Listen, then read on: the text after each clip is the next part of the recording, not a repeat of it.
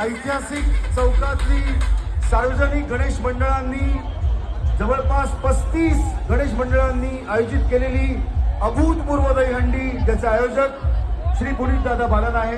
ही दहीहंडी फोडण्याचा मान तुम्हाला मिळणार आहे. त्यामुळे विनंती आहे की लवकरात लवकर आपण दहीहंडीच्या खाली पोहोचायचं आहे. शिवतेज दहीहंडी संघाला जागा